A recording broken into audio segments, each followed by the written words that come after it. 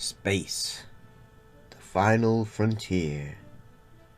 These are the voyages of a new Trekkie. My 5-year mission to search out Star Trek media, to seek out our fans and merchandise, to boldly go where no fan has gone before.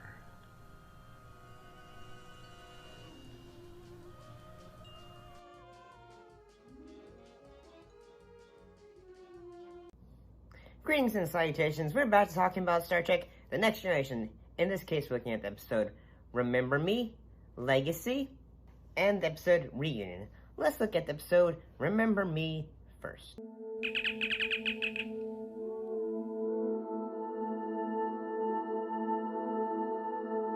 What happened in this episode? Well, in this episode, basically the episode focuses on the ship's chief medical officer, Dr. Beverly Crusher, who notices that her friends and every trace of them are vanishing around her. Honestly, I gotta say, this episode, it kind of reminds me of, like, say, the original, Twilight Zone, basically, in a way. Mostly because, like, say, like, there was an episode where, like, a man later discovers that he is like an actor on a TV show, and he's an actor. This one basically reminds me of, like, say, like, there's basically Wesley had basically created, like, almost caused a bubble, and everyone is starting to disappear. What we don't realize later is that basically she's in another dimension. Basically, it starts off with her realizing, say, hey, where's my medical officer friend? And then everyone starts disappearing. But honestly, the one thing I really liked about this episode is because it feels rather different than the usual, like, Next Generation episodes. In fact, it's just has more of, like, a mystery vibe until, like, say, oh, she was somewhere else the entire time. Surprises me? I'll say it surprises me. There should be at least 4 members of my staff on duty at all times. I'm afraid ship's records do not concur, Doctor. What are you talking about? You do not have a staff. You're telling me I'm the sole medical officer on a ship with over 1,000 people on board? Excuse me, Doctor, but the entire ship's complement is 230. What? Kind of vibe. And I like that about it. I thought the acting for this episode for, I guess, from McFadden, she did a great job, honestly. Let's go look at the next episode, which is episode Legacy.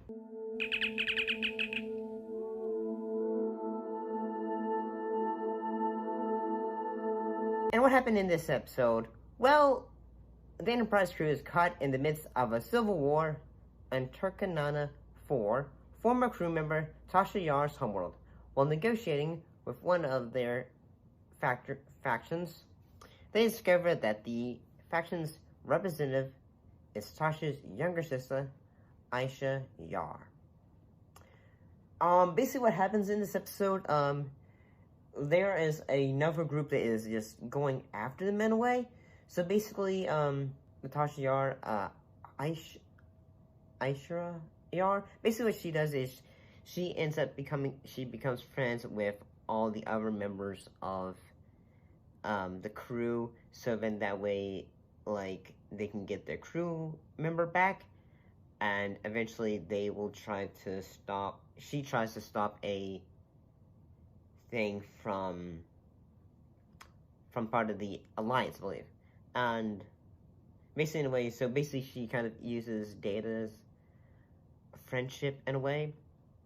And honestly, I gotta say, like, the moment near the end of the episode where it's like,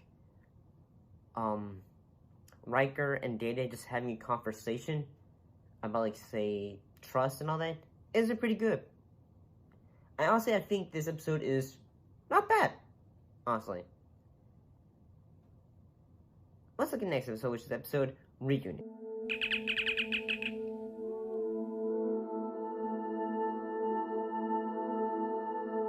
And what happened in this episode? Well, in this episode, Ambassador Kigar returns to Enterprise to advise Captain Picard who has been chosen as a neutral party to arbitrate the selection of the new Klingon leader from two candidates, Goran and Duras, one of whom is expected to be a traitor.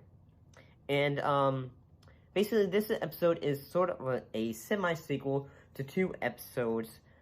I think it's like, say, an episode when the love interest of Worf returns, and another episode in which Worf is in the accommodations from the Klingon home world, I'm sorry. And yeah, so basically it's the sequel to that, but it's revealed that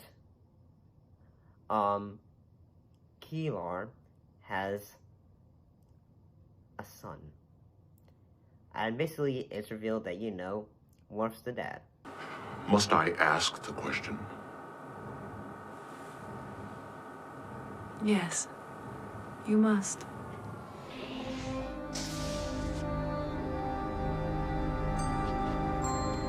What should I tell Alexander? That he has no father?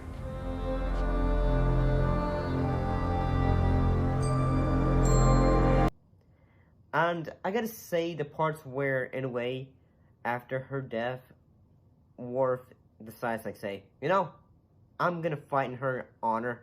I'm going to go after, Duras.